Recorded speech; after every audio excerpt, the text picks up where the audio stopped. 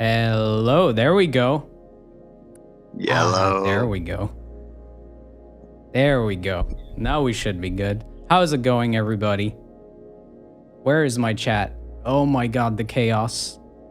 There we go. I see a lot of names in the chat. What's up, Randy? What's up, John? What's up, Alex? What's up, Mams? Teal ahead. Dr. Whom. We have Sumika. We have Hardblood. We have Dante in the chat. We have a lot of people in the chat. Thank you all so much for tuning in. Hope you're all having a fantastic day wherever you are in the world. It's finally time we listen to your song challenge submissions once again.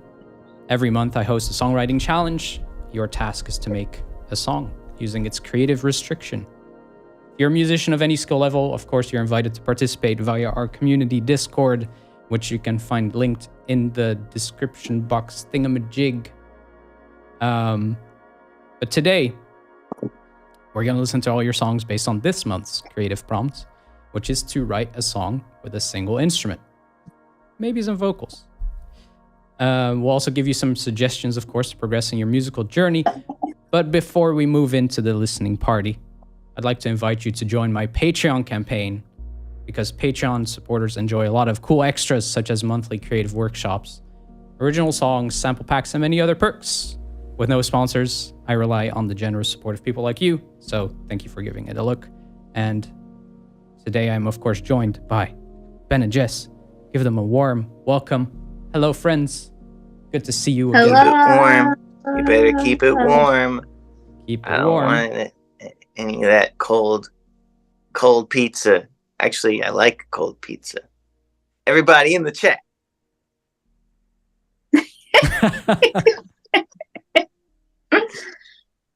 Yeah, cold pizza's all right. Yeah, thank you. Is that what's for dinner? I have a focaccia situation. Okay. But I'm not gonna have it for dinner. That's kind of pizza like. Do you like focaccia? Yeah. Not bad. Yeah, I'm gonna probably for dinner. I'm probably gonna take the pan and put oil on it and place frozen scallion pancake on it, and then I'll put that on a plate. Yeah, and then we'll see what else. Probably a salad. And I'll need protein too. So a bean. A bean. Nice. A singular bean. A bean. A nut. That's pretty good. My shirt's based on an Instagram post I made. It says, "I am no longer cursed." And this is Mommy Marinara. Is that from a Sweetie and Cutie video you did? It's just from an Instagram post. It wasn't, or maybe it is on TikTok. Maybe I did put it on TikTok, but technically not a Sweetie Cutie. Although, honestly, it is a Sweetie Cutie. I believe. It was made with the same base model as the Sweetie Cuties. So Jessica made the design for the shirt. It's cool. She does that. Yeah. It's good. So do you always make your own art into shirts? I feel like I've seen others that you've definitely made. It's usually a gift for me or someone else. In this case, Jessica made this for the person who did the voice of this character, our friend Jean. And it was a present for some anniversary. That was what it was. It was an anniversary present. And then when she made it, I was like, well, we got to order ones for us too. And now we have them. So yeah. we could go on a double date with our friends and wear the same clothes. That'd be fun. I feel like you should do that now. Yeah. Yeah. Then get a group picture. Yeah. Of course. Heartblood noticed the guts. That's true. It's very wholesome. It's also pasta. But that's what she's made out of. So gut pasta. It is gut pasta. Yeah.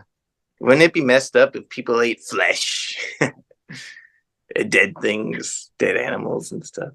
I mean, I learned, and I read a book about death in like all these different cultures, and there is a culture that after someone died, not the immediate family, but like the next circle out, like extended family and close friends, it would be like considered an honor to eat them, and they'd like burn the body to like make it edible. But it was like super tropical place, like Amazon rainforest, I think.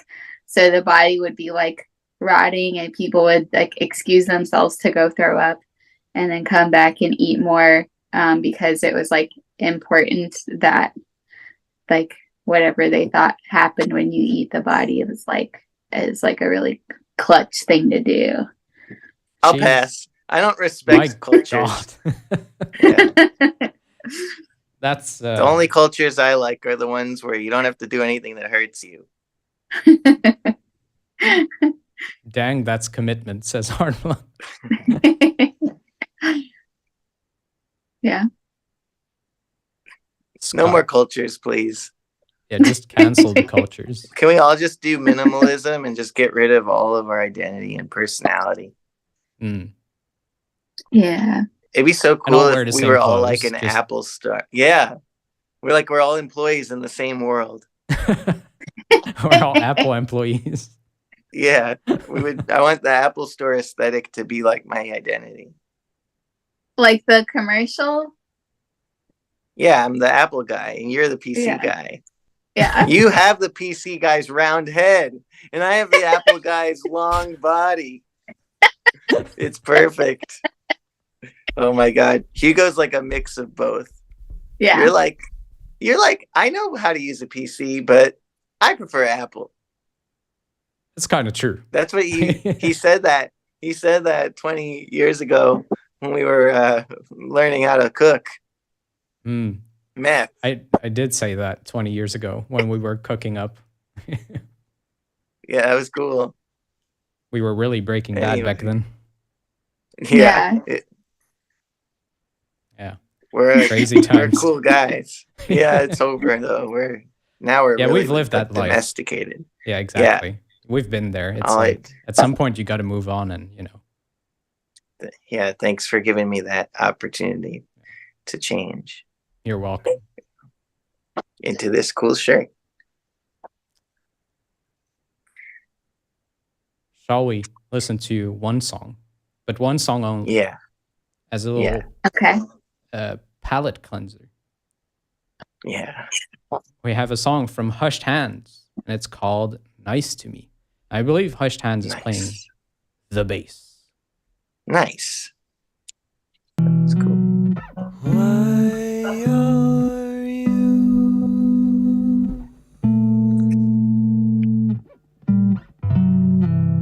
nice to me?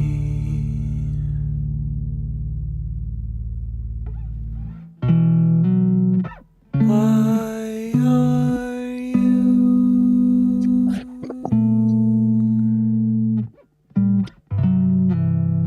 nice to me?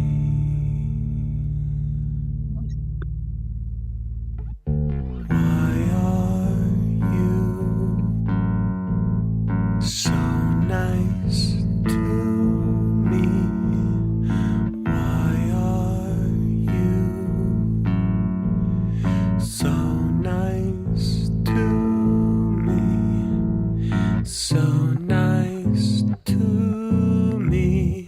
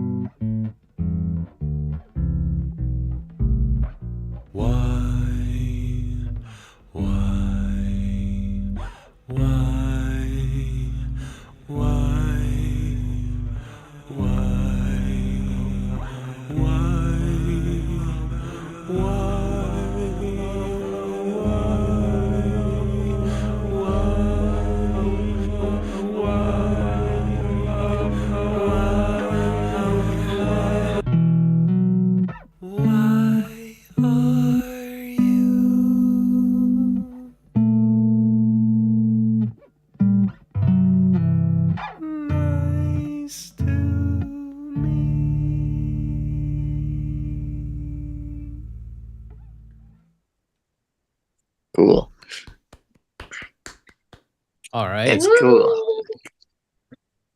Yeah, I like very the cool. fact that that Hushed Hands took advantage of the like intimacy, and like went for like a really personal, kind of sad like lyric, but also built the dynamics and made it get big by using effects instead of adding instruments. That's a very creative way to like get your big build. Yeah. Yeah. Also really like the ambiguity of the track. Like it could be a genuine question, but it also at some point kind of feels creepy. Like maybe they're not that nice at all. That's cool. Yeah, there's definitely something amiss. Yeah. Yeah. I feel that about repetition sometimes. When you say it enough times, it almost sometimes starts to mean like it's opposite or something. Mm-hmm. But yeah, I really like the intimacy as well, and the when it goes down the octave and builds in the bridge and comes back soft. And I just like the line, "Why are you so nice to me?" Mm-hmm. Yeah. It's like, oh, everyone deserves someone to be nice to them. And it shows like the skepticism that one might feel if they've been betrayed many times or have been hurt many times. Exactly. Yeah, there's definitely story there. Yeah. Or what Alex said, like you're trying to convince yourself. Kind of what I suggested, like maybe they're not nice at all, but you're trying to cope by, yeah. It's a nice thing about music is you can say something and create all these different feelings to what you said just through the sounds. Yeah, for sure. Yeah. That was cool. I mean, it's not often that you hear a solo bass track. Yeah. I expect a lot of guitar personally, a lot of solo guitar, kind of singer-songwriting type stuff. What about you guys? I think there's going to be synth with like a lot of like using the synth's parameters to create genre or timbre changes.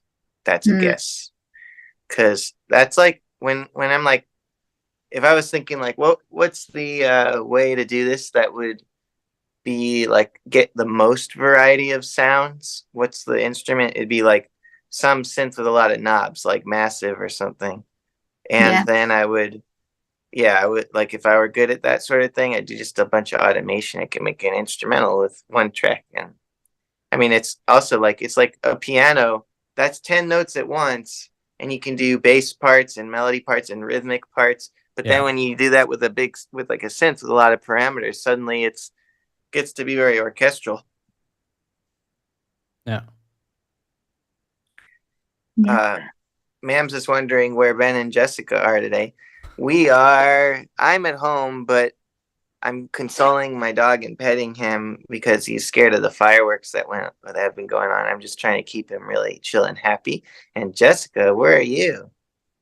I am in a different part of Rhode Island where I'm watching two cute dogs. Here, I'll try to show you. Hold on. They are really cute. They are so cute. You gotta get up and get nice. Oh, there's Darla.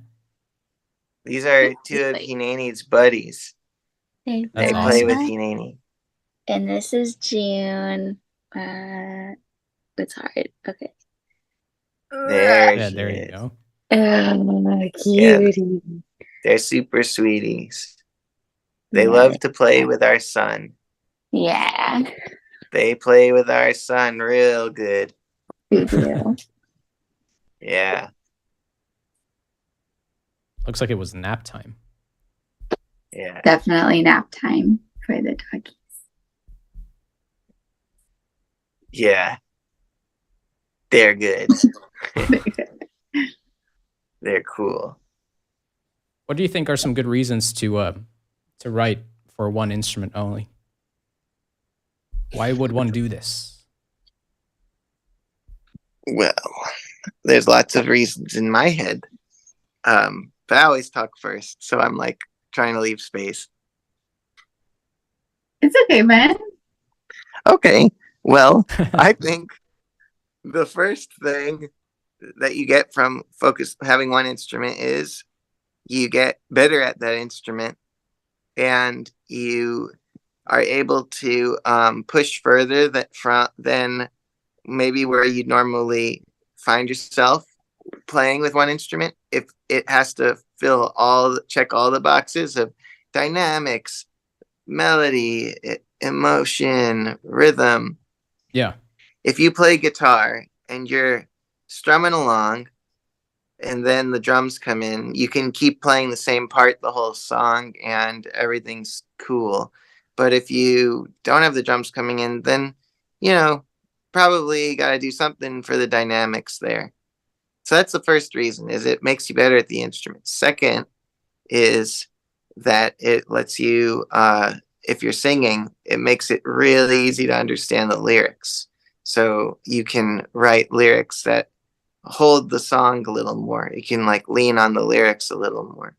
And that's Right. kind of cool, especially in the middle of an album, or as the short intro track, or as the ending track of the album.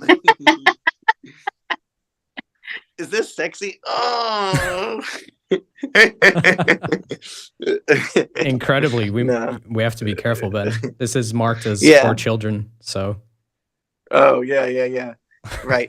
4 children. I have 4 children. Don't worry. I do. I have 4 of them. Not. I don't have any. I have a child, though. It's a good boy named Teenany, and he's cool. We're probably going to get another child once we have more money in October. Hopefully we'll have money by then. Nice. I'd be sick if I could get hired to do things. Oh, yeah, I was hired to do something. I have to get back to that guy. Cool. That'd be good if you want to get hired. Yeah. It's there's a university in Australia that I did a clinic at last year, and they want me to do it again. And it's about great. Yeah, it's about AI, using AI in art. But it's funny because back then I was using it a lot because all the AI tools were like so janky that it was like, wow, this is a really unique, cool look. But now the AI tools are they're like not sleek enough to just use them and nobody knows you're using them. But they're also not janky enough to be super fascinating. I mean, with exceptions, definitely. But yeah, it's just funny. I'm not using as much AI now, so I'm gonna have to go back in and do some more research and see if there's anything out there right now that I like a lot. Do they want you to do another clinic on AI, or? Yeah, it's gonna be like an update, because the thing is that last year when I did the clinic, I was teaching everyone how to do text to image before there was like an easy way to do it. Right. I was doing it's like the same thing we did in here for the challenge, PQ GAN. And you get some amazing results from that. It's really like incredible. It really is like the computer's dreaming. But then now text to image generation is like too sleek. I think it's like boring.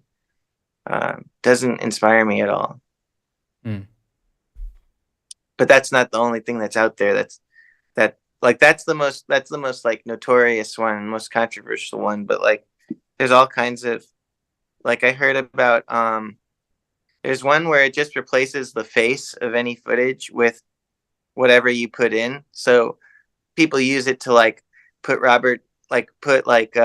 Nicolas Cage on Robert De Niro, or like Nicolas Cage in like The Godfather or something, just like they do memes. Right. Yeah. John Wick is like played by, I don't know, someone else. But I was thinking it'd be funny to like replace someone's face with like a bowling ball or a hammer. And it's like a really intimate, serious scene, but now their face is like a a bowling trophy, or a bowling ball, or a bowling pin, or a bowling shirt, or bowling shoes. You could have a bowling related thing anywhere, really. What if you replace their face by Sweetie Cutie face? That's You a put really your good Sweetie idea. Cuties in movies. That's a really good idea. See, there you go. I gotta try that. That'll be That'd be fun. cool. There you go. I'll I take would love to see 20%. Sweetie Cutie end of Titanic. Yeah, Sweetie Cutie, end of Titanic. Draw me like your Elmo. Draw me like Elmo. That'd be cool if there was something sexy with Elmo in it. Or no, it wouldn't. It's the internet, Ben. Like, there probably is. There probably is. Elmo's gross, right? Everyone's grossed out by. I don't like Elmo at all. I'm normal.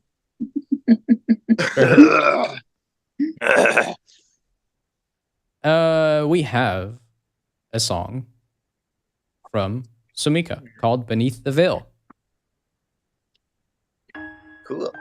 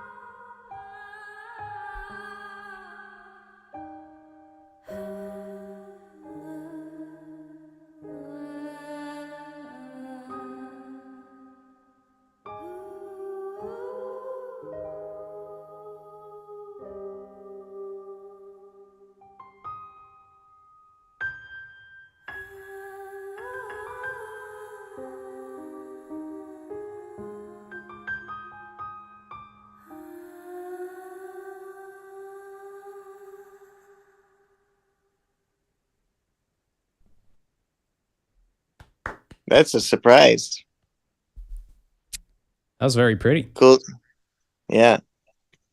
I thought there would be lyrics coming in, and now like I want to hear it again without like expectation, because yeah, it was very emotional to not do lyrics. Yeah. Speaking of albums, I feel like this could fit very nicely between other tracks on an album also. Yeah, like cool segue interlude between vibes. Yeah. Or even ending of an album. Yep. Very much. It begs the question, are we going to see a Sumika album this year? It begs the question, are we going to see a Sumika album? Oh, did we lose Ben? No. Oh, Ben changed. I'm different. Sorry, You've because my changed. phone was about to die. There we go. Hugo adapted so well to that situation. I just thrust upon you. Very good. But yeah, that was very pretty. Very cool. That was. I feel like having like ahs and oohs sometimes can just like activate a whole different part of the brain than lyrics. And like, yeah, it just it was so nice. And someone said haunting and beautiful, and yeah, it was all of those things. I like that point though about what you're saying about it activating a different part of the brain. Like you definitely think of melody differently when words are happening, then if you're just letting your throat, scrote, chote, damn it, just I want to say something normal. Your chode. Your chode leaking out. Just get your voice going with no words. Mhm. That's different. Mm. That's really different than like what Jessica's saying. I am agreeing. I like that observation because I write lyrics a lot of time with the gibberish, but not with oohs and ahs. I never Yeah. use oohs and ahs pre gibberish. I'm not Yeah. like no no no no no no no no no. I'd be like ashuna muna kabudide, and then I'd be like, oh, I should have muna karbedide, and then I write that down.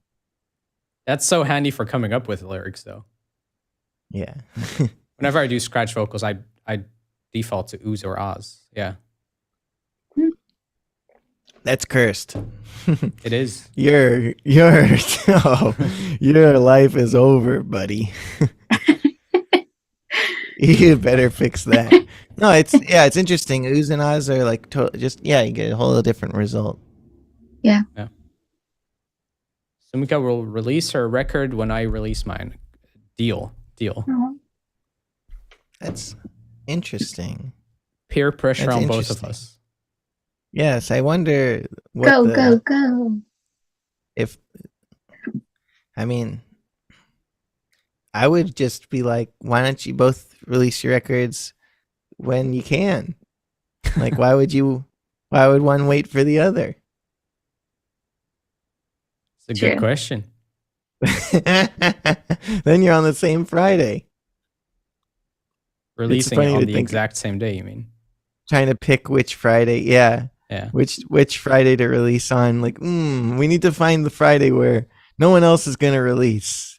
And there's only 52 Fridays. It's the dumbest thing that we release on Surely Fridays. we'll find everybody. one. Yeah. Yeah. Why is that Yeah. even a thing? I think, I don't know exactly. I know it's like a music industry thing. So like a week can be more predictable. Like, you can like, maybe I think it started around the time of Beyonce's Lemonade, because before then it was Tuesdays. All the releases were on. And I remember Lemonade was released on Friday, and then it seemed like everyone was releasing on Fridays after that. No way. Yes. That's what did it. And but Ben makes a really good point. I stopped releasing on Fridays because that's when everyone else is releasing, and like they have like thousands and thousands and thousands of dollars more of publicists than me. Why would I try to swim in that same stream? Yeah. Like it doesn't make any sense. Yeah, and then you have Yeah. people like who don't release on Friday, and then the single still shows up in the new music playlists and stuff. Yeah. Like, No. so I guess Fantano, he does like I guess he probably has like a schedule that he keeps where Friday is maybe the beginning of the work week or something. Yeah. Maybe his weekend is Wednesday, Thursday. I'm just making that up, but it would make sense. But it'd be good to listen to all the new releases over the weekend and, talk about them in the beginning of the next week. Fantano does it on Monday or Tuesday. He always drops a video with new singles. That makes sense. Yeah. But, and also the Bandcamp Friday, you can still promote Bandcamp Friday, like the next Bandcamp Friday after you release. You know? It's like, well, you could just be like, my new album's out, and don't pay for it till Friday.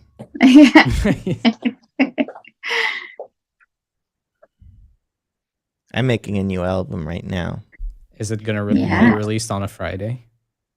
Will be released on probably on a Saturday, Sunday, or some weekday.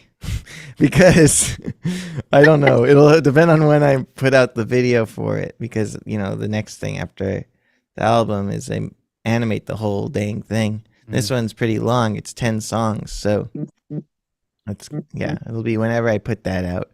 Are they done now? Is the record I finished? I have all 10 songs. I'm not sure if I might have to like make a couple new ones. Like basically the shape of the album is really spooky stuff. And then a really happy ending. And I think I like it that way. But it's so like not cool. Like it's not in at all to end on like a happy, like silly note instead of like a contemplative note or Right. like some kind of heavy epic note. Like I'm ending on basically my own happy birthday song that I made up. Could you switch it around? Would it still have the same impact? Well, the reason I like it as an ending is because the song's called "I Will Not Be Afraid of My Birthday," and it's about like even though there's so much death and like disappearance and loss in the whole album, in this last song you have like a don't be afraid of your birthday song, because I feel like birthday, the older you get, the more like you're like, oh, it's already the birthday again. Right. Now I'm 35. Like next year, in January I'll be 35, and then you're like, well, okay, I'm on my way to 40, like for real now. And then when you're 36, you're like, wow, I'm really on my way. And then eventually you turn 40, and you're like, oh man, I'm on my way to 50, and it just never ends. And it's like, I turned 21 and I felt pretty old. And I turned 25 and I felt kind of old. And I turned 29 and I felt pretty old. Now I'm some other number and I don't want to know. Those are the lyrics in the thing. So it's the birthday song. I think it's a good ending, but as I'm talking about it, it seems like a good ending. Just I'd be curious to hear so it. much. Because that's a feeling that I know a lot of people have. Yeah. It's like, I don't remember what key it's in. I'm talking about, hey. Yeah. Hey, it's my birthday. Can I be afraid of? Yeah, it's like.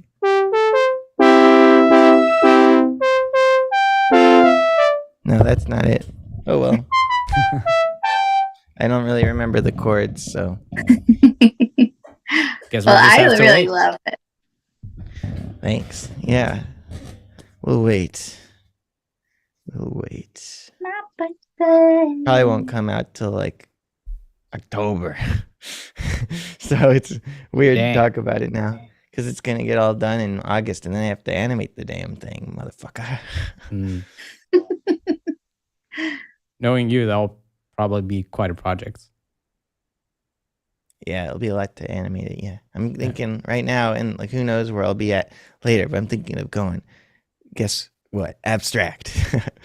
I'm thinking patterns and shapes, and a lot of 2D like patterns and shapes. Cool.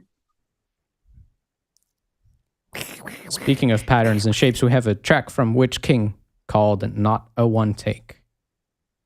Nice.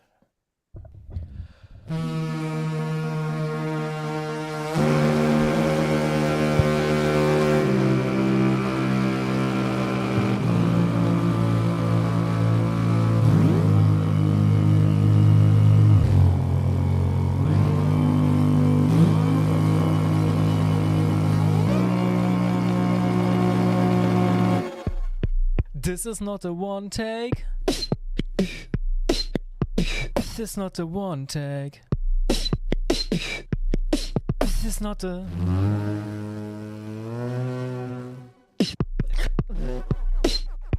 But all my sounds are not fake.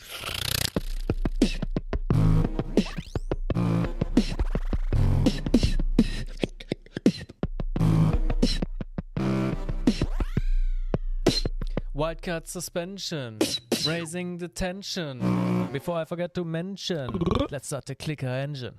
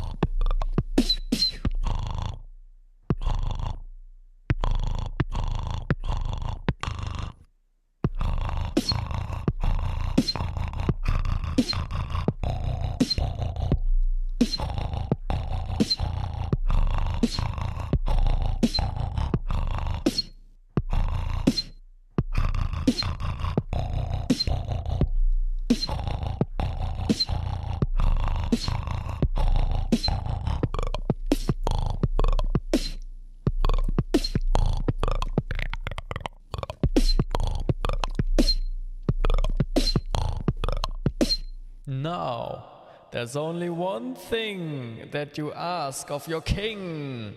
It's getting wet. It's called fish boxing.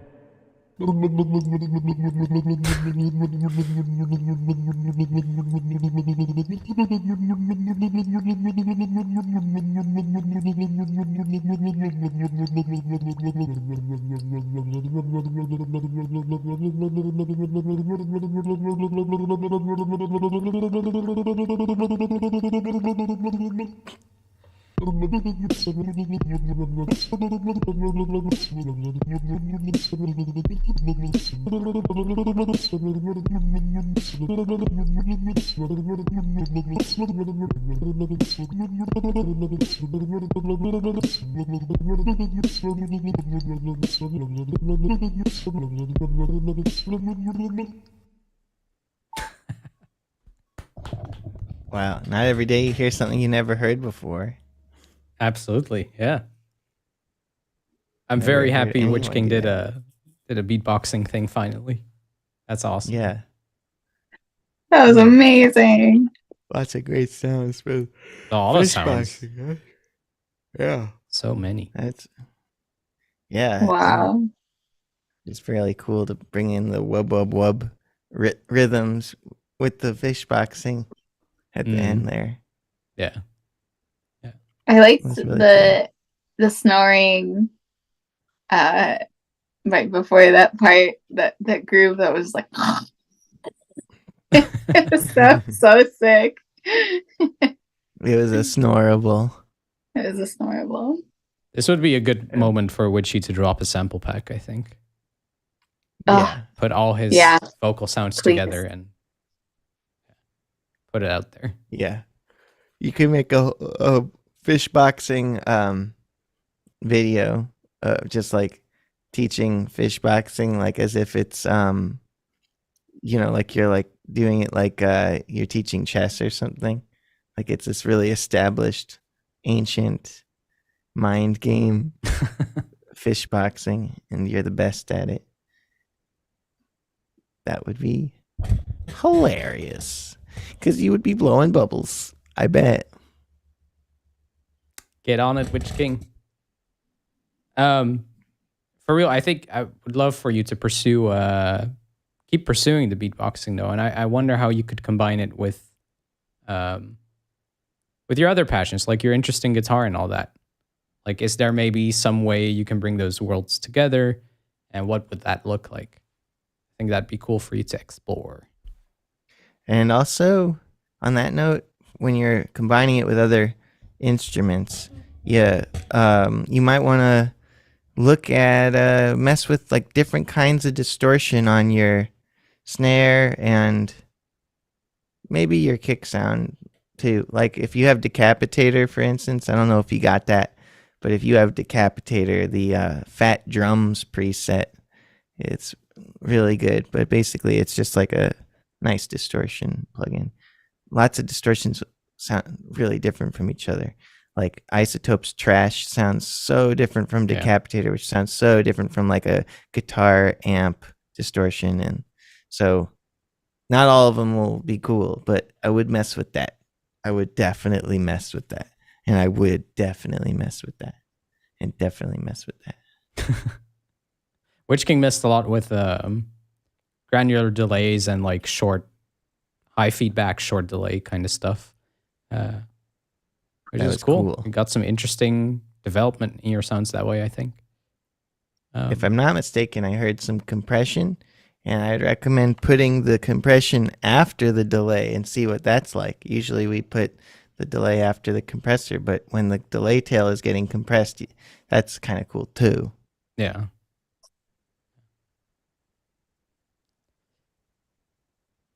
We have Parasocial, who's finally back with a track called, here comes, Enveloping? Enveloping.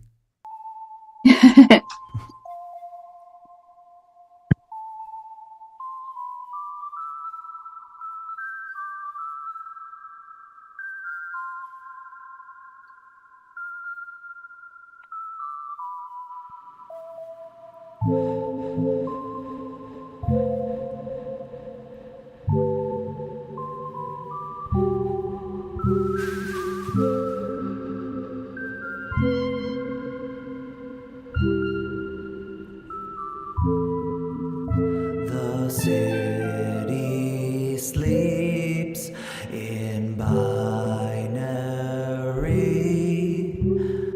Oh,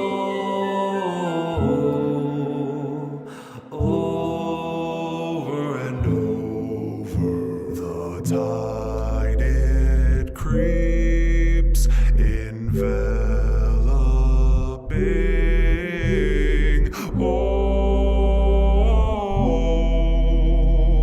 Over and over the crown it stings, corrupting me.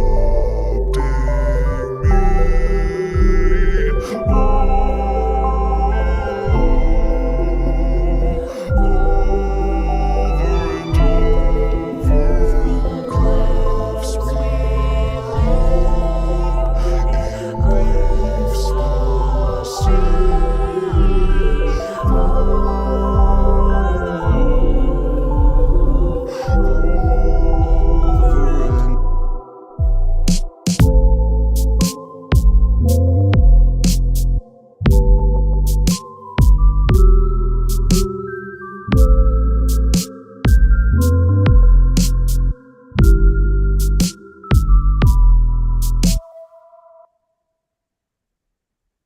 All right. Real cool. Very cool. Really happy how you developed it, although, you cheated at the end, but that's really nice. Nice work, John. It does go to show how after, it's been like an hour or so of maybe a little less than that, but listening to super sparse arrangements with one instrument, how when drums enter, it's like, whoa, and so it's all relative. You can make a lot of power with just one entrance if you go a long time with one thing and then you add another thing. That could be a really powerful thing. Yeah. So true. This was all done with a Korg OP6, by the way, which is a FM synth. Cool. Nice sounds. I love that format shift. It's and the vocal there. it's my favorite. It's my favorite thing, maybe. But it was used super, super well in this. With low vocal. Mhm. That was cool. I was loved so how it developed cool. over time, too. And then also the harmonies Yeah. coming in over that more and more. Yes. Yeah. And they kind of just it's so cool how one voice can sound like multiple people. I think that's like a really lovely, specific use in this challenge when, vocals are optional in one instrument. It's just I'll use voice, but I'll be more than one person. Very cool. Mhm. Awesome stuff. Yeah, it's good Yeah. emotions. Good emotions. It's not stuck in my head. It's stuck in your head. We have Renal Mams.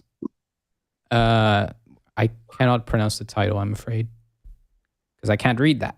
But I'm sure it's some very nice words. That's good words.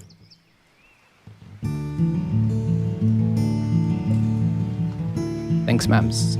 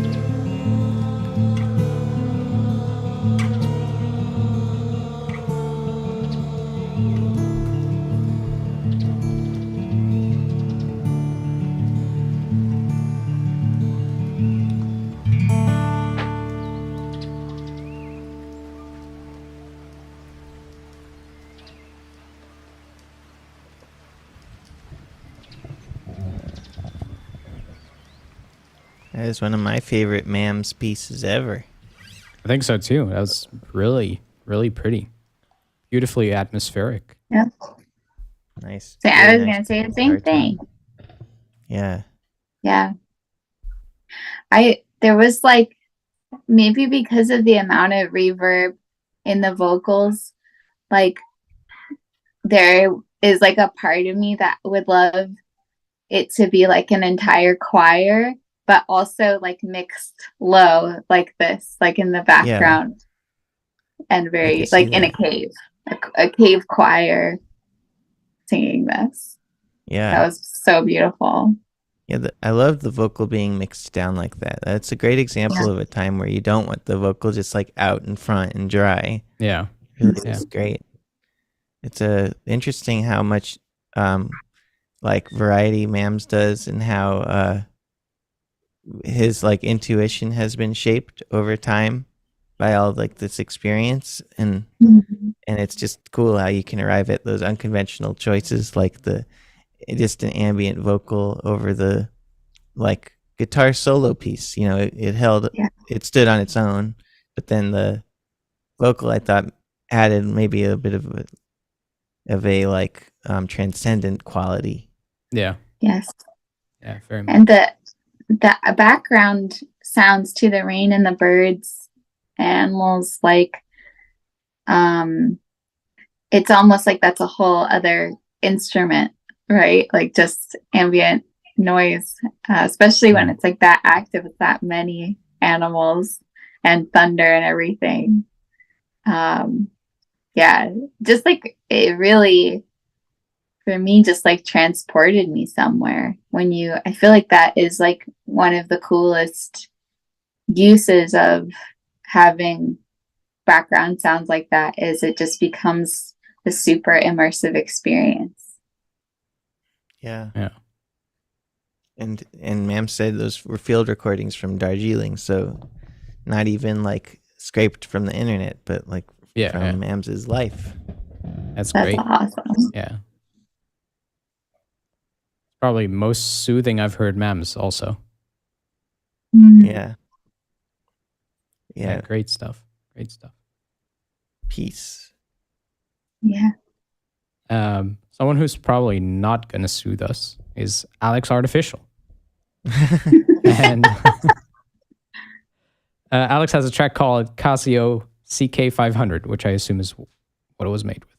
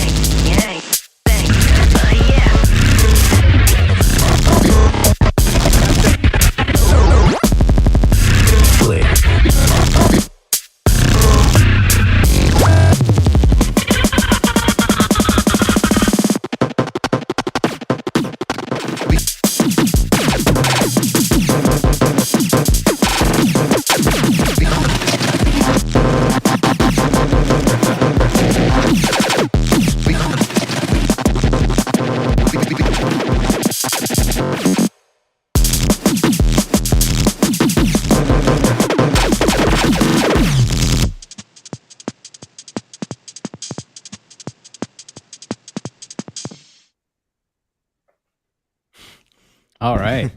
It's amazing. That was like a fascinating cut up of a radio show or something. That's what it made me think of. Yeah, That was awesome. it's cool. Cool to get That so was much so out of sick. that keyboard. Very square pusher, also, which I dig a lot. That was awesome, Alex. Well done. Yeah. Cool. Alex has a cool workflow. Able to Yeah. consistently make stuff that's like so ear candy nice. Mm. Yeah. And so much energy there. Like, it's like, it's another, like, you know, we've been hearing like a lot more like composed through things and a lot more like low key things. And it gives you that like contrast when you hear something that's like very chopped, very rhythmic. It feels like really different. It makes you want to move. Mm. Makes me want to move to Idaho. Idaho. Yeah. Thank you. I couldn't think of a place. I know. Name a place. Quick. A garden. Yes, you got it. Do you guys know what the Casio is actually? Casio CK500? I just know the company. Yeah. Assume it's some kind of synth, but maybe it does like radio station stuff too. Like it can. Yeah, like the OP1 can get radio. Yeah, I'm looking at it here and it looks old. Oh yeah, from Looks, it has built-in speakers, 1985. tape cassette inputs. Wow. Oh I wonder if yeah. it gets radio on accident. Like, you know how amps Oh, yeah. can get radio on accident. Cool. Well, that's cool. That's a cool That's looking fun. synth. Yeah, that seems like a fun synth. Yeah. $900 used on Reverb. I'm gonna buy 5 and then I'll throw them out. Just do nothing with them. That's the kind of guy. Or 10 cassettes at the same time.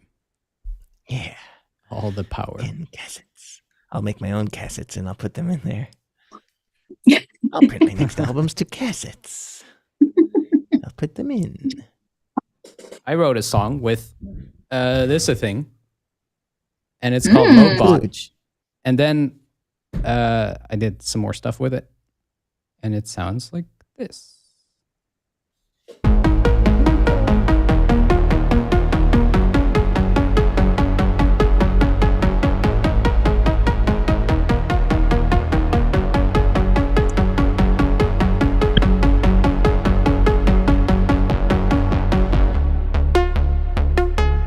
I am not a robot, but I would like to be.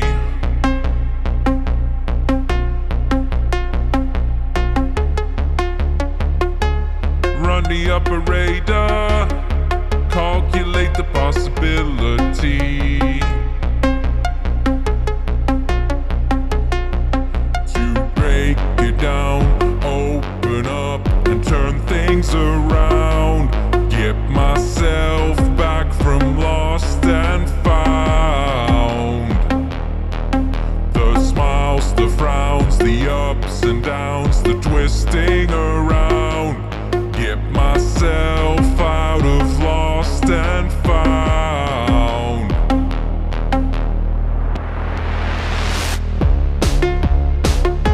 I wanna be a robot.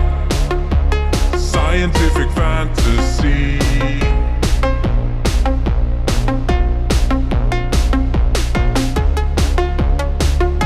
A growing organism, manufactured in a factory.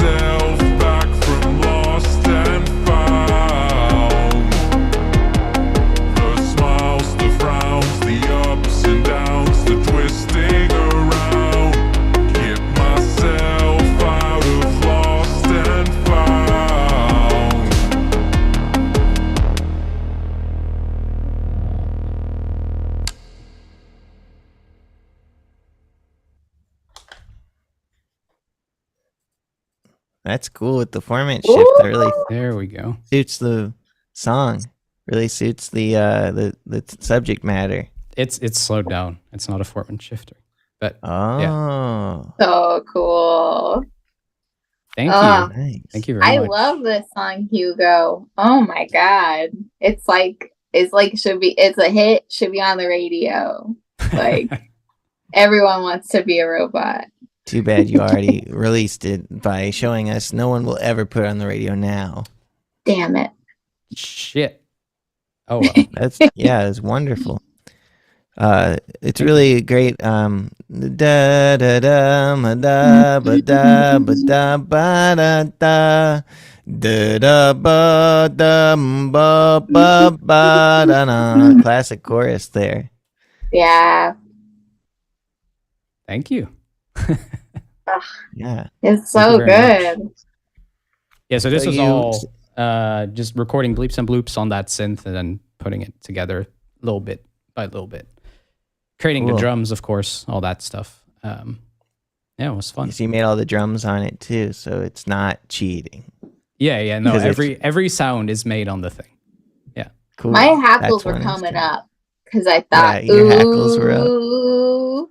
That's her way of saying she got goosebumps around her drip. And he's having a dream.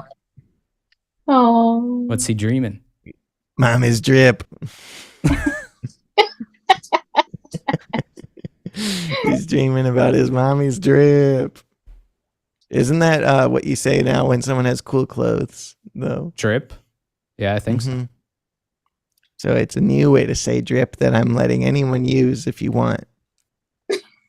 Cool. Ma'am said, Yeah. I was loving the textures of the synths too, that undefinable Moog sound. Yeah, that's a cool comment. Yeah. Yeah.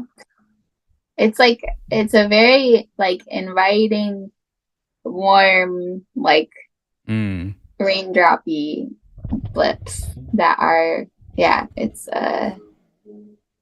such a fun, I don't know, such a fun vibe while you sing like sad stuff. Mm. Yeah. That's why this slowed down is good.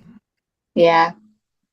Yeah, there was It something about feels- the original that I wasn't 100% connecting with, but then slowed down and it was suddenly like, oh, okay, this is apparently what it needed. Was that half speed then? No, like a bit slowed down. I don't know exactly how much. So I was thinking of that would be very fast. No, No, it wasn't that fast. No.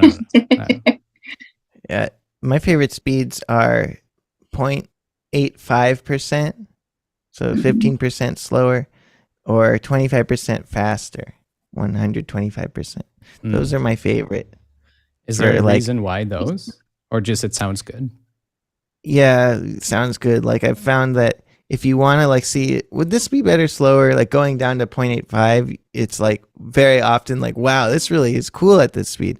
And then it's like, could this be any faster going 1.25? It's like, wow, this is really cool at that speed. Mm. But like when you go to 1.5, it's too fast. And if you go to Yeah. 0.5 or like 0.75, it's too slow. Or Mm. 0.5. Oh, God. Once you're at 0.5, you're making music no one's going to like. Yep. So maybe just like Taylor Swift fans would like it. That's not very good, though. It's not enough people. I want them all. I want all the fans.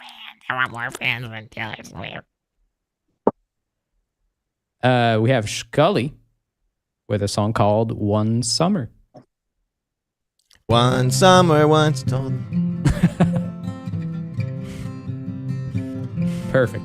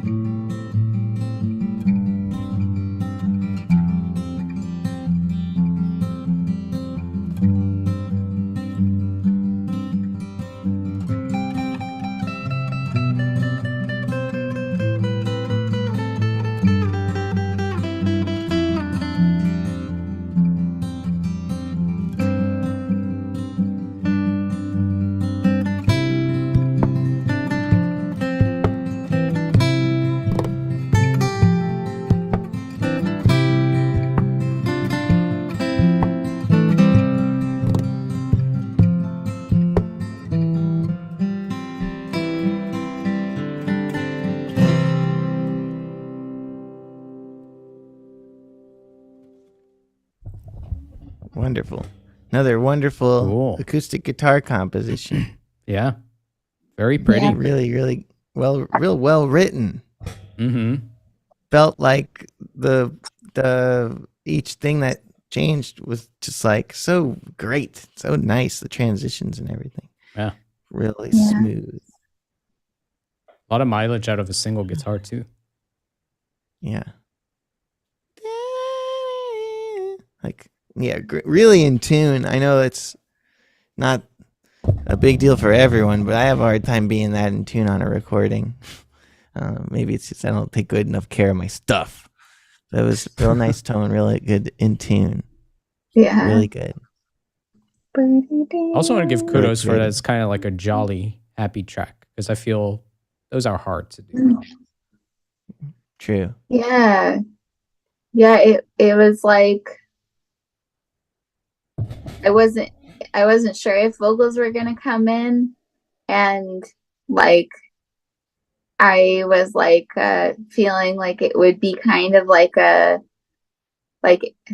one of those like indie band like insecure like vulnerable sounding vocals that are just kind of like have like interesting vibrato, and then it didn't happen. Like there were the melodies there on the guitar, and it just was like, oh, this is quite lovely, like this soundscape of this guitar, and things just kind of like, you know, staying in a key and sounding. It was kind of like Joe Pera. Could be a Joe Pera Talks With You composition for that show. It's like nice. Have a nice time. Yeah, you could call this song "The Silence of the Lambs," but like have it nothing to do with the movie, just like cute lambs who are like asleep. I guess everyone would think about the movie though, so never mind. People would be thinking about the movie. I think probably they would think about I think it'll be But fine. It's not that popular. That's not what I mean. Oh, it's perfect. Yeah, it's just Yeah. a USA thing. Yeah. It's such a cult movie, like, you know, no one will know the reference. It'll be Yeah. Turn that song up to 1.25, make that 25% faster. That's going to work. It's going to sound like mandolin music. fun. That's true. Nice. Right? But then it may And the feel higher too pitched short. knocks too. It'll sound Yeah. like knocking on a mandolin. Yeah, it will. Yeah, it's like pulp fiction, like thinking about smoothies and just like dreaming of what fruit you'll use tonight. Yeah. Silence of the Lambs. Oh, he didn't play on that song, so he was silent. What's that? Silence of the Mams would be appropriate because Mams didn't play on that song and was therefore silent. Yeah. But Sounds of the Mams. you could call this song like Requiem for a Dream, just because it's so dreamy and it's just beautiful. But you don't think about the movie though. It's not like the movie. It's like just like a coincidence. I think it'll be The fine. movie. It's not that big of a movie, Ben. Yeah, I haven't heard of only that it's a one. USA movie. Yeah, it's I a think cult movie, I maybe- think. Yeah. Like just like I think it is where like it like makes room for like new generations. Like you could call it like No Country for Old Men. Yeah, it's like right, like it's not for the old anymore. Like we're reclaiming acoustic music. Exactly. And it is kind of it's not country anymore. Or like, oh, I get it. It's like old men need to listen to something besides country, and it's this. No Yes. more country for old men. Yeah. Nice. Yeah. It's sort of like the Dark Knight, because it's just like everything's quiet and you can imagine the crickets and the moon is obscured and you're just like, wow, it's so cold, chill right now. Yeah. I could go to bed. like like All Breaking Country Bad, for Dark Knight or something. Like, Yeah. yeah, It's like all along the Western Front, people are relaxing, is the implication. Or you could think about Very bright song. Call it The Shining. The Shining. Yeah, it's The Shining. Yeah, that's a great one.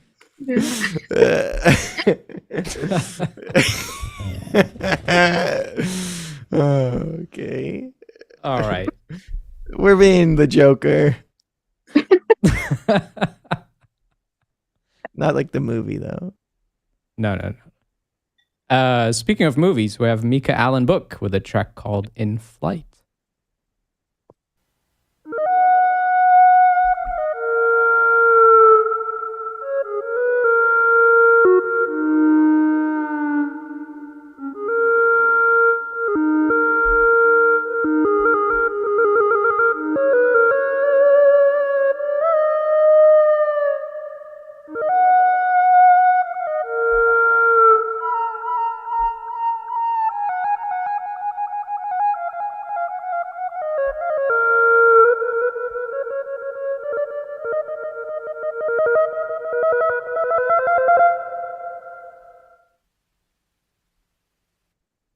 Wait, that was a guitar or a synth?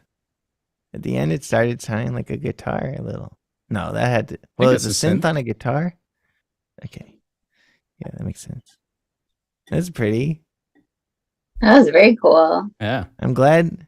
Yeah, I'm glad like Mika Allen Book made that because I think maybe some people would be like, oh, it's too short or like I don't have enough time, so I won't do anything if I'm going to have to make something short. But it's like, no, that's a good length for what that was. It was a really cool little moment and Very vibey. nice timbre, as someone mentioned. It's a great timbre. Doctor Who. Yeah. Really lovely. Yep. Should call this track Once Upon a Time in the West or something. Yeah. Or like I feel like it could represent ending capitalism, so you could call it Kill Bill. Kill dollar bills. Yeah. Yeah, kill Bill Gates. It's I don't think it represents ending capitalism though. I think that's a stretch. I think it's more like the Marx Brothers. Is it sort of like Marxist and funny? It's like the means of production because it was self-produced. Right. I mean, he means to produce Yes. it. That's what I mean. Like we're all working hard and we means to produce it. So Yeah. it's Marxists to make music. Hence, making music is a Marxist activity. Yeah. Yeah. As long as you're making it yourself. It felt like Western flute, like Southwest US vibes, but it also felt like video game because of the processing that was happening. And so it just gave me like a real like flat square images of cowboys, like yeah. You That was can very never cool. stop thinking about cowboys and images of cowboys. I just I know. want to be annoyed with that. Yeah, it's wonderful, and let's admit it, we liked it. Yeah. Mika should really make a soundtrack for Western, I think. This is like the second or third track with a vibe like this, and it was all great. It's all great stuff. Maybe that's where Mika's mind is at right now. Yeah. Yeah, what are you watching? Westworld or Wes Anderson movies? Wes Anderson or Gun bullet fight with the sun in your eyes. Yes. Clint Eastwood or Yeah, Clint Eastwood is like often neglected by toxic men. But I actually like the guy. He yelled at a chair at the Republican convention once. That's cool. Did you know that? It's true. No. He just yelled at a chair.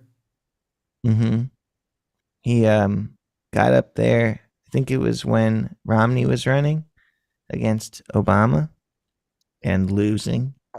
And he went up there and he's yelling about Republican stuff and yelling at the chair. And I think he was like pretending that the chair was Obama, is what I remember.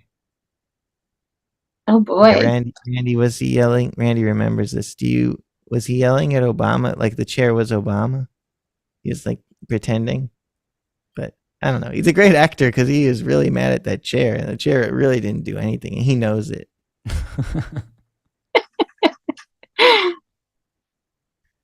But hey, he directed the movie Gran Torino about the lovable racist who commits violence horribly. Awful violence. We love this. Oh, wow, Jessica, you shouldn't say that. Okay.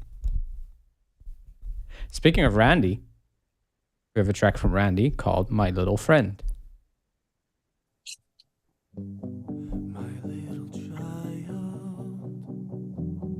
my little friend, this is not the end.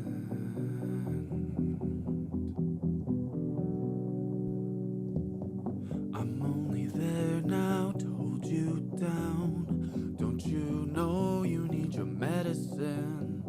Slip away now behind the couch. Hope you forgive me then. And we still love you, even though we are apart.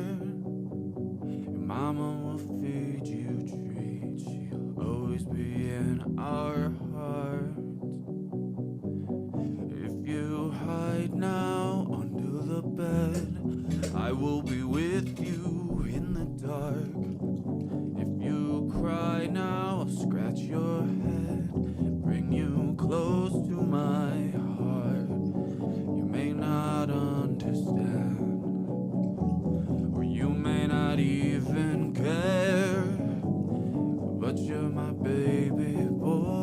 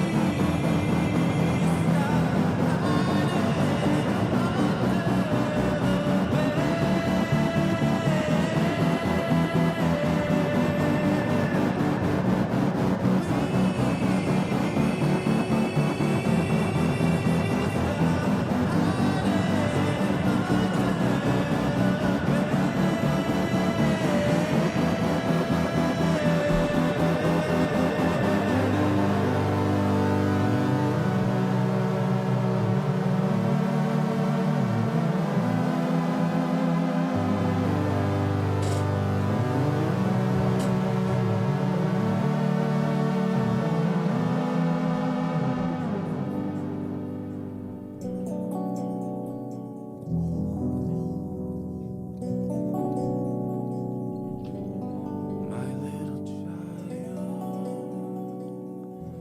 my little friend, this is not the end.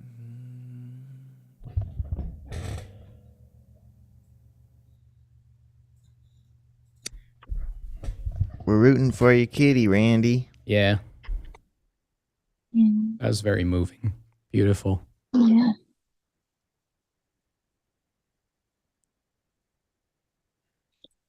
They are children. I'll say it. Yeah. They're your babies. And I don't like the whole vibe, like we're not supposed to act like our animals are our babies, but they are. We love them all the way, and we do anything for them, and they love us too. They're there, and we take care of them, and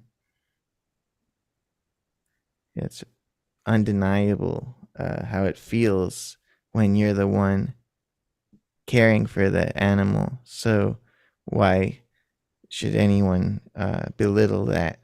And yes, that's a little child. Yeah.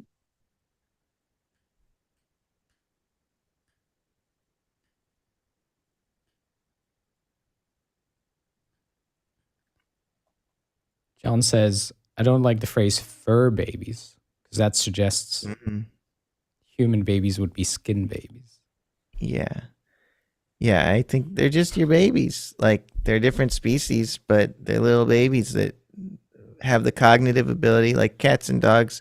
I'm not sure what cats. I know cats are like extremely intelligent, and I know more about dogs. I know that like dogs have really similar brain function and patterns as 3-year-old humans. So if you ever hung out with a 3-year-old, or maybe it's 2 years old, either one, it's like, whoa, that's a person. And yeah, they just babies. Yeah. Yeah.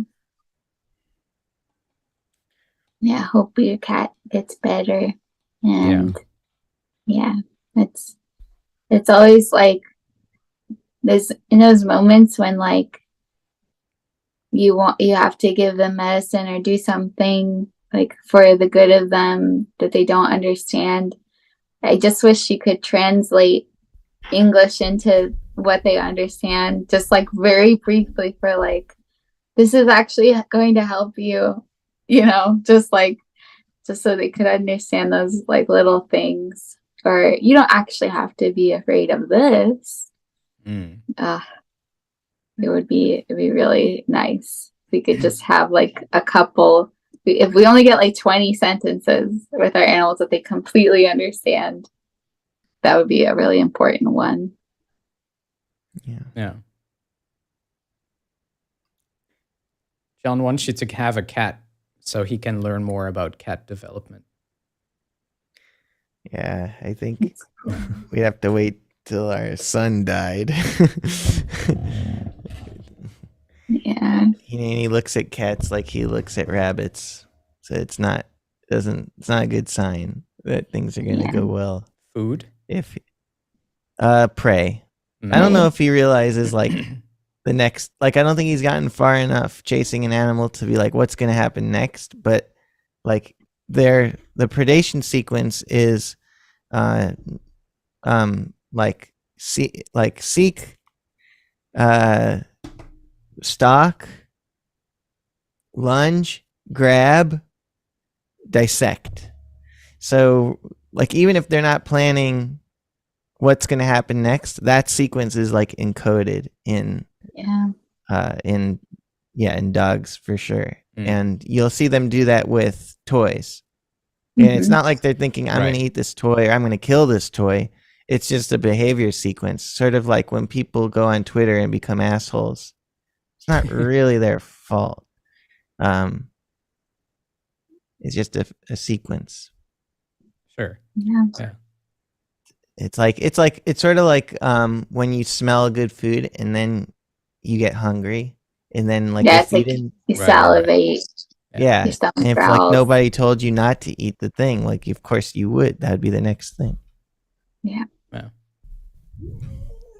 Yep. I'm gonna have a cat for a couple days soon. Tomorrow, actually. Yeah. My sister's cat's coming to stay. She's super shy though. I probably won't even get to see her. She'll just hide under the couch for 5 days, and that'll be it probably. Yeah. Party when we're sleeping, and then hide under the couch. Yeah. Like a teenager. Sorry?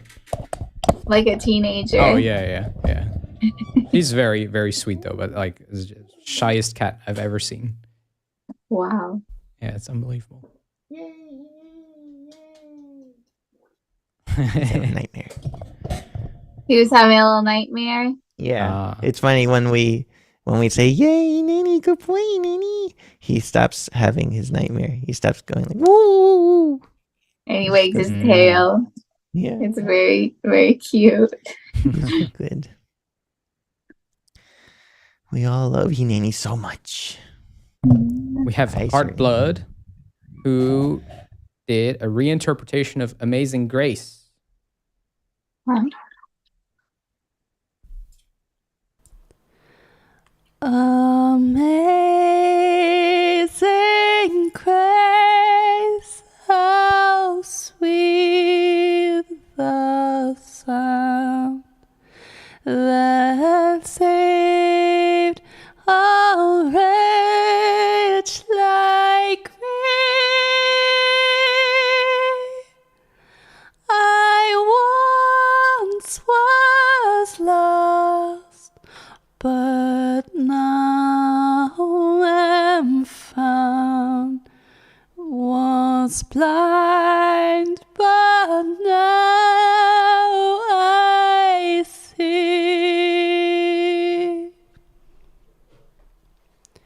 'Twas grace that taught my heart to fear, and grace my fears relieved.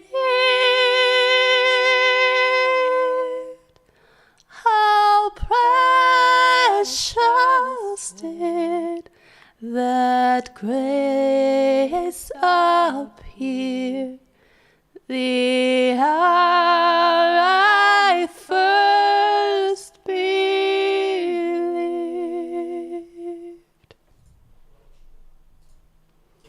Through many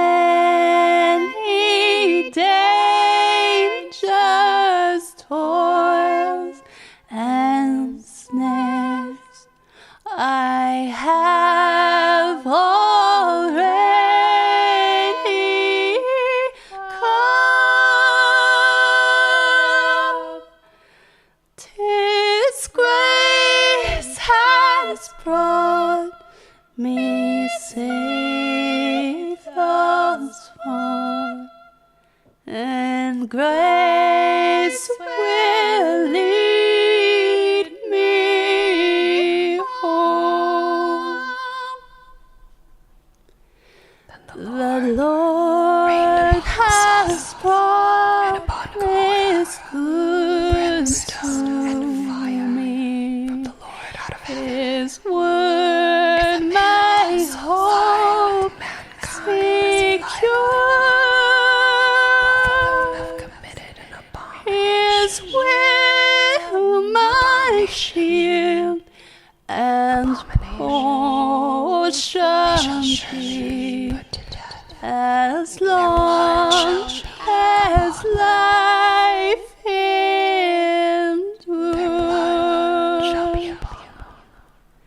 Yes, when this flesh and heart shall fail, and mortal life shall cease, I shall possess within the veil a life of joy and peace. The earth shall soon dissolve like snow. The sun forbear to shine, but God who called me here below will be forever mine.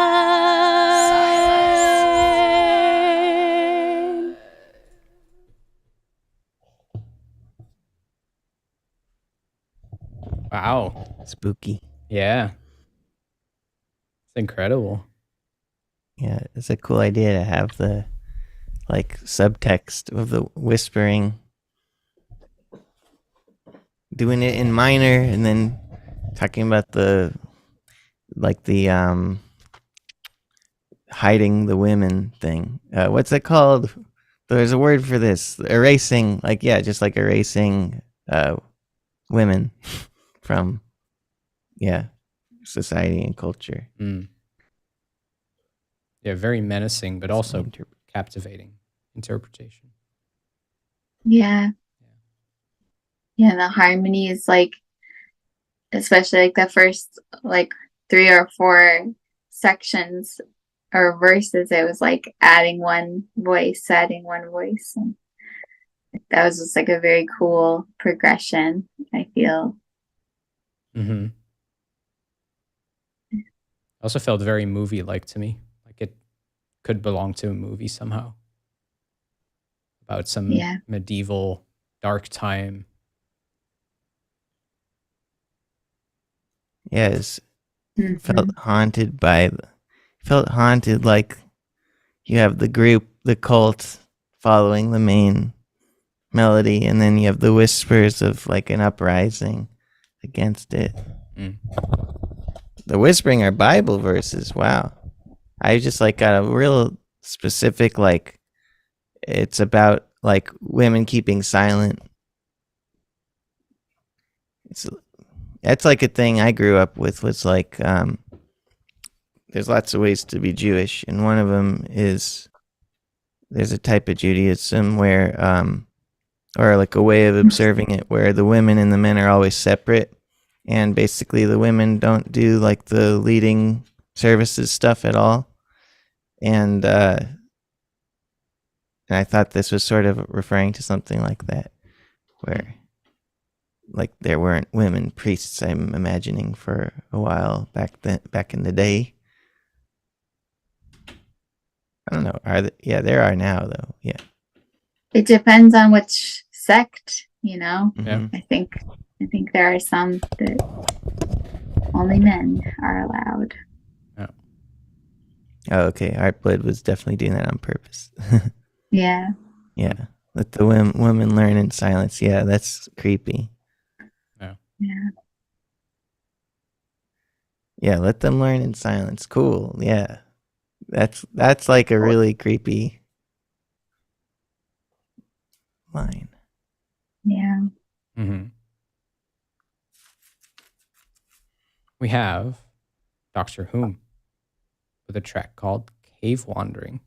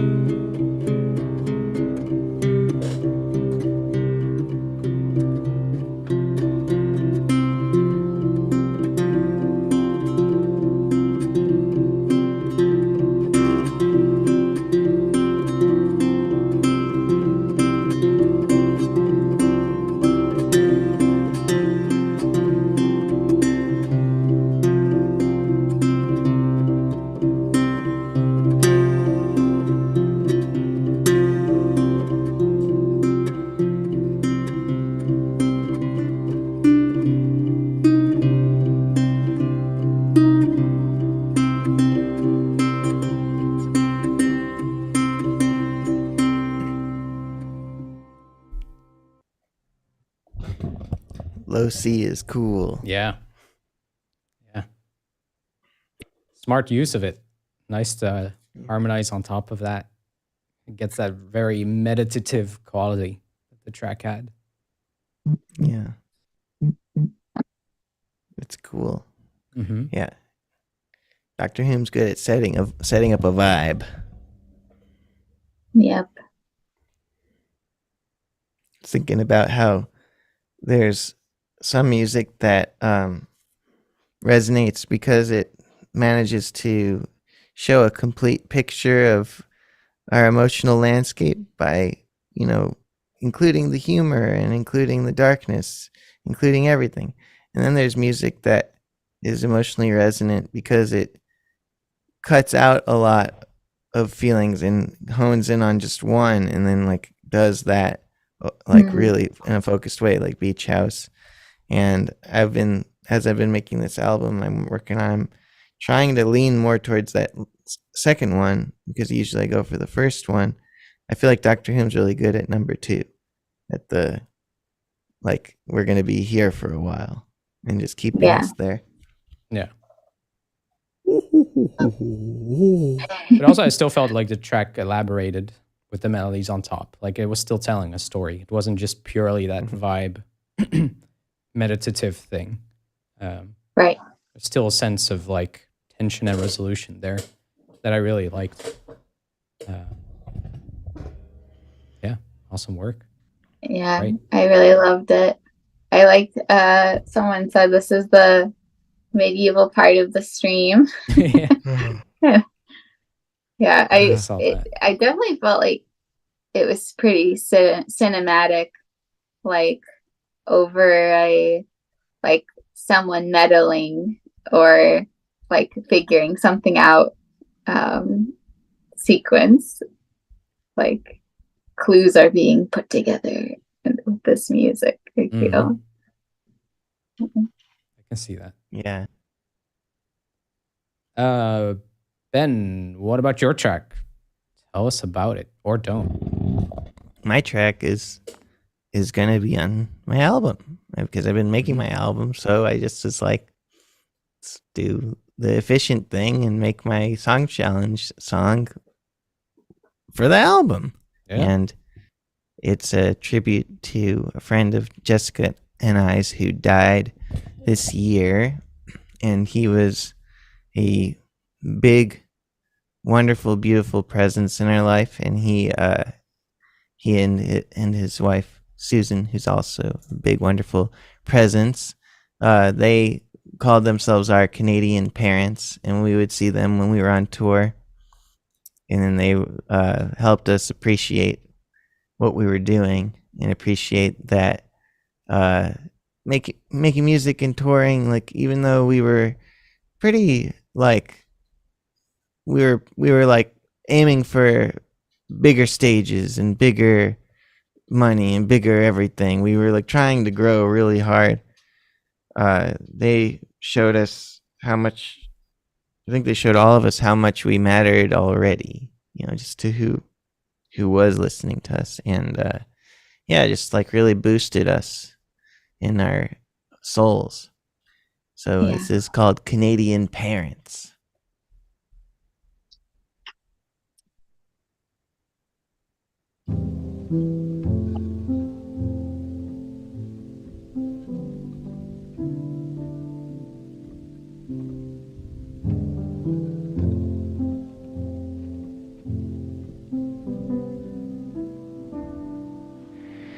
We came alive at Campbell Bay. You showed me a new way to model my existence. Thank you, Dave.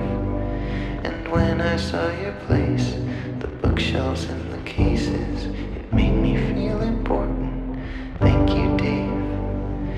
Your soul's history in that library. I am part of you. Now you're part of me too. And I am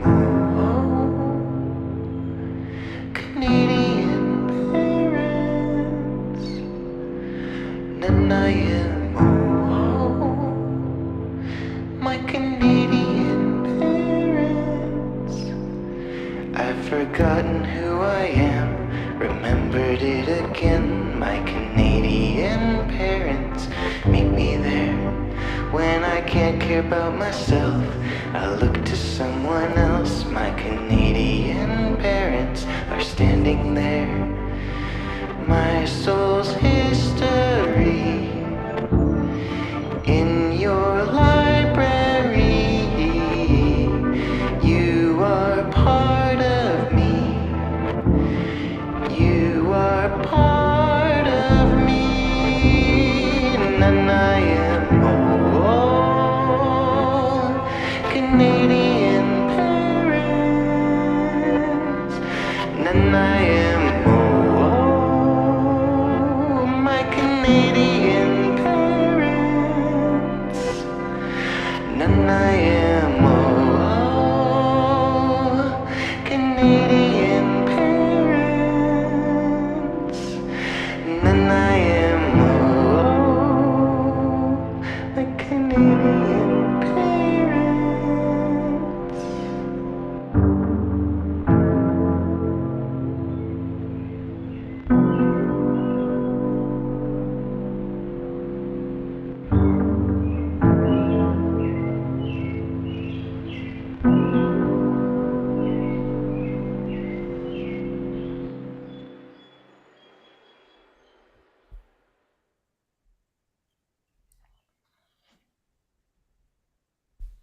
That's beautiful. Thank you. Sorry for your loss. Thank you. Yeah, it's tough because right now, or I guess it's over now, but we met them at this festival called Campbell Bay Music Festival, and it's up in Canada on the western coast, where it's like a beautiful place where there's seals and orca whales and trees everywhere. It's just like great nature up there, and the festival's right there. You have to take a ferry to get to it, and so we'd be on these tours where we're playing in cities, and then we play this festival, and it's like this nature oasis. And we're outside all day from sunrise to sunset, and when we play our set, it's like at that point right where the sun is moving from day to night. So the set starts in the daylight and ends in the darkness, and the lights come on, and the audience really appreciated us, and they were pretty high. So it was they extra appreciated us, and then we met. That's where we met Dave and Susan, and after the show, that's when we became friends, and now Bentley is at that festival, paying tribute to him, and it's like, there's just so many people from our touring days who I don't see anymore. In every single state, every single city, there's friends that we've made. I don't see them, and so they're all equally disappeared from my perspective. But Dave is really gone forever, and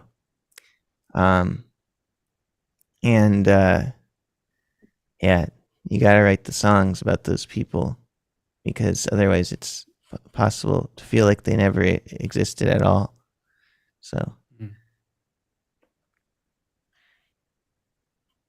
Yeah, thanks for sharing that. thanks for listening, everybody. I love you. I love you. Oh,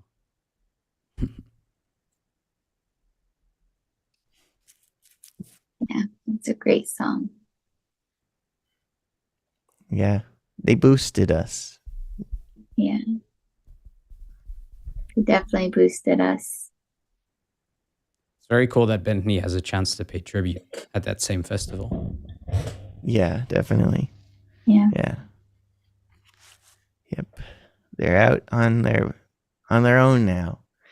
Like we we saw them play a show, like we came as fans, and I think that was the real like cut of the cord, Mm-hmm. I feel like Yeah.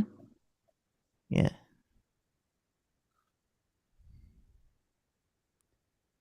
we have the Res Band with a track called The Tower of London.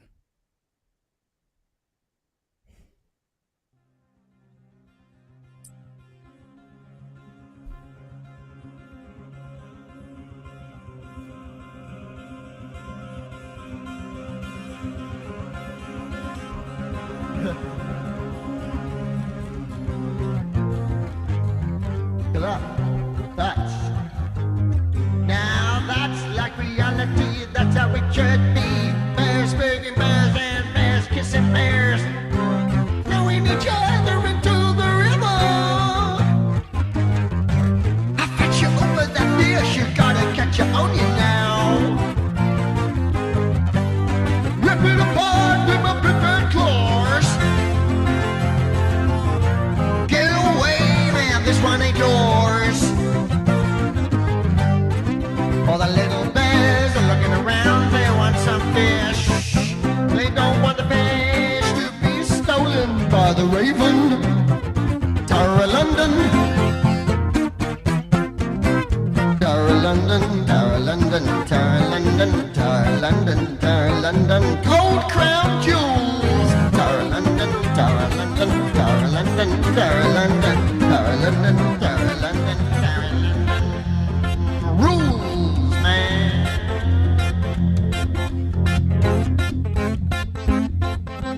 Bird feeding a bird. Bird licking a bird in the face for the first time. Roadkill. Was it roadkill or did it come voluntarily?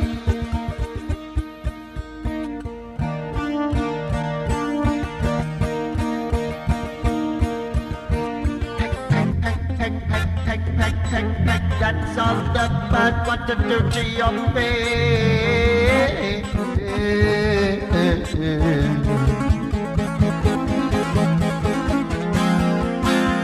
It's back to the Tower of London. Tower of London, Tower of London, Tower of London, Tower of London. Tower of London, Tower of London. Crown jewels. The Elvis.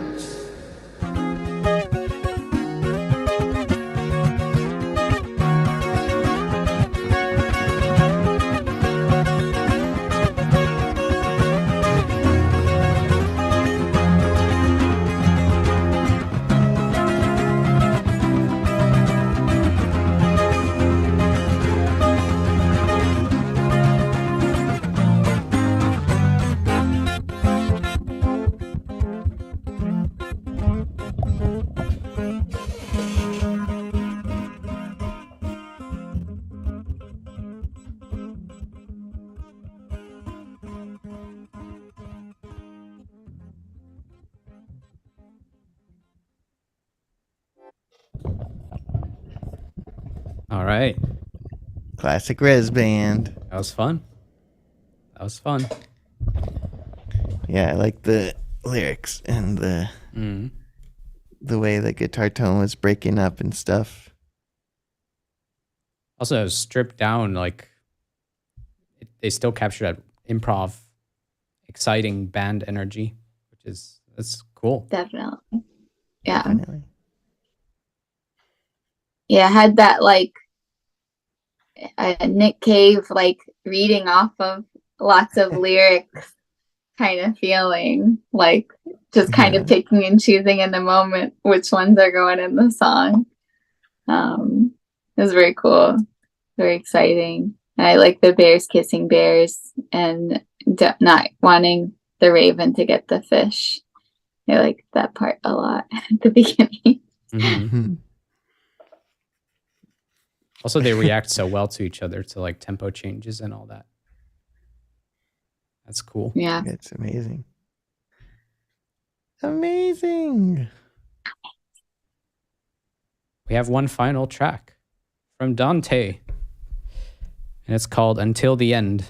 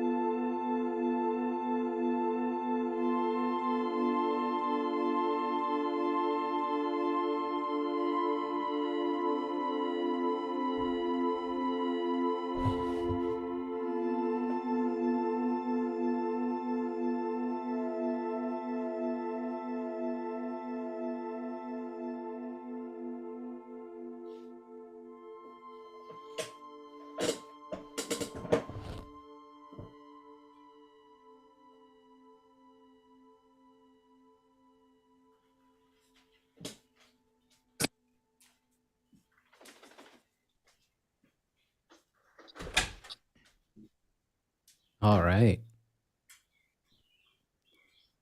Nice. Lovely ambient ending Ooh. to the playlist. Super beautiful. Yeah. Yeah, that was quite lovely. I'm very Yeah. curious what kind of synth Dante used for this. So restrained. I can't write music like that because I don't have enough attention. You know what I mean? Like, because like it works as a flow that you listen to, but like imagine like looping the sections, being like, this is not quite right. I'm gonna, and like now you're listening to, like, you know what I mean? It's just like you'd have to Right. have a different mindset than I do to write ambient music. Yeah. Right.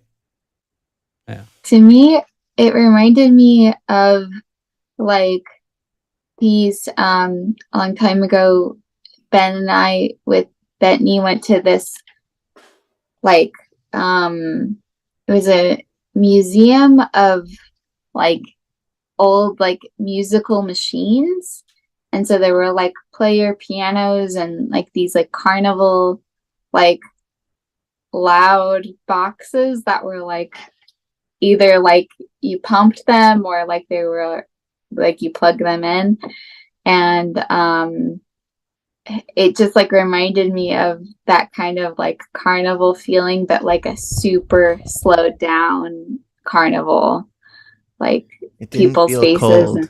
and the lights. Mm. It felt warm like that. Yeah, like Yeah. it didn't feel like a cold vacuum space. Mm-mm. It felt like the Carnival Museum. Yeah, that was lovely.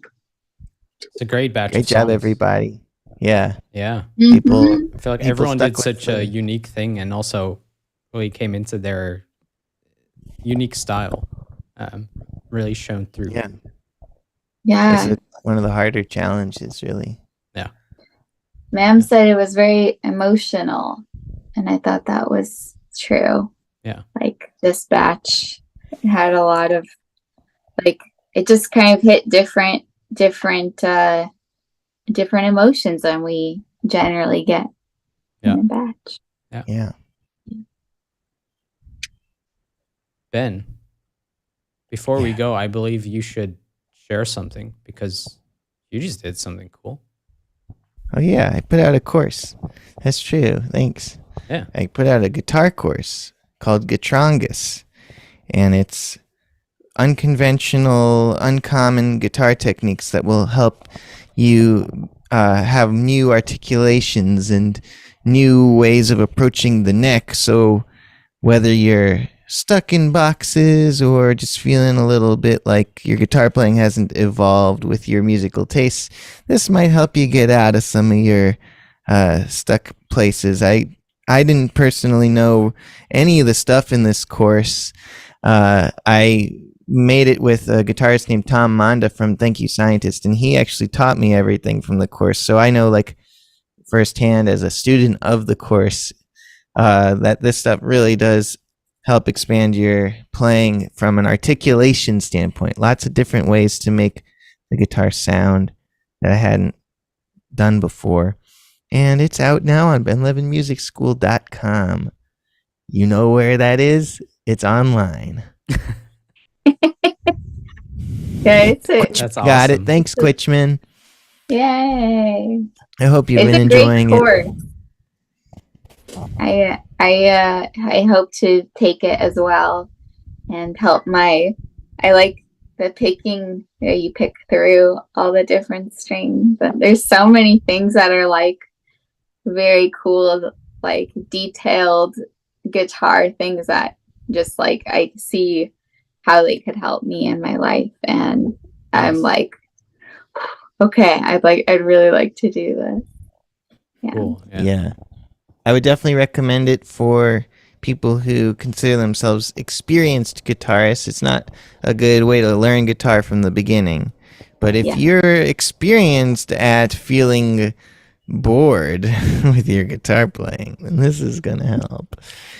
I felt for years that my musical tastes had evolved, but my guitar playing just had not. Until I found Gitrongus, and that's when I finally got good. Get good. Nice. Get Gitrongus. Get good, That's get perfect. guitar. What would you say was like, if you had to pick one technique that had the most impact on your playing? From the chorus? Yeah. It's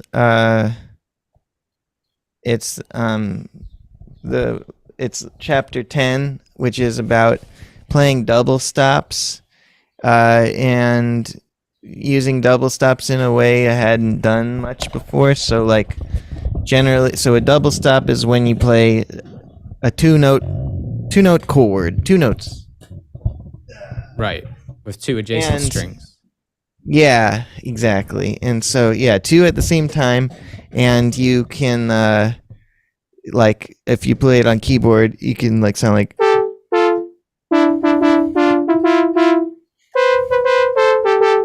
You know, just, like, mashing two notes together. Now I'm going to get my guitar real quick. Buried under the desk. Yeah.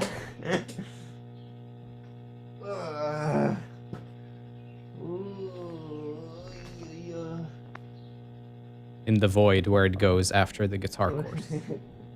Yeah, I'm never gonna play it again. I'm done with the course. All right.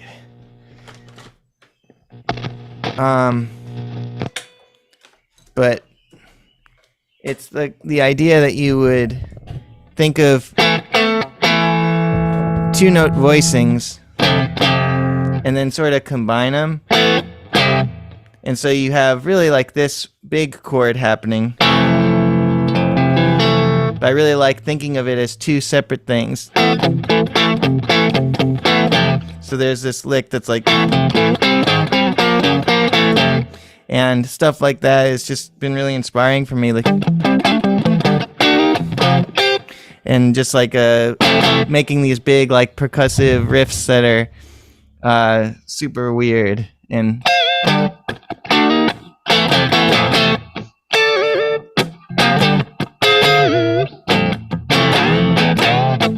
Instead of thinking of chords, I'm thinking of these like, yeah, two note pieces and like mishing and mashing. That's cool. So, yeah. Yeah. Yeah.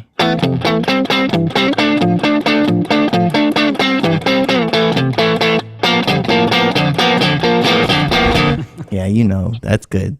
Like Hendrix on drugs, says Twitch. Yeah. And Dante, it is kind of like the Mick Goodrick book in that it's like really thinking differently, but I feel like I haven't gotten super far in the Mick Goodrick book, so I'm not the perfect person, but it has all these etudes that are like really beautiful music, really like expressing musical examples with the idea, which I feel like gives it the extra like how to incorporate it and see the beauty right away. 12 techniques, 12 etudes, fully notated, tabbed. Get them Oh, today. There. And it's got cool lore. Yeah, very There you cool go. lore. Yeah. Awesome, Ben. Thank you, Hugo. Thank you, Jessica. Thank you all. Thank you all for tuning in. Of course, thank you, Ben and Jess, for co-hosting with me today. Please go check them out on their YouTube channels, all the other channels, on the Ben Levin Music School. Book a lesson with my friends. And a huge thanks to all of you who have submitted their songs. It was a great pleasure. So listen to what you've done once again. Oh yeah.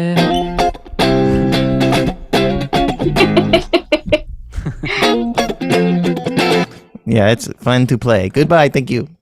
If you'd like to support these projects, please go check out the Patreon.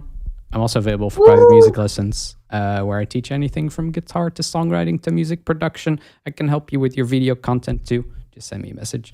Links to social, everything else, of course, in the description. Show some love to everyone in the chat who shared their art.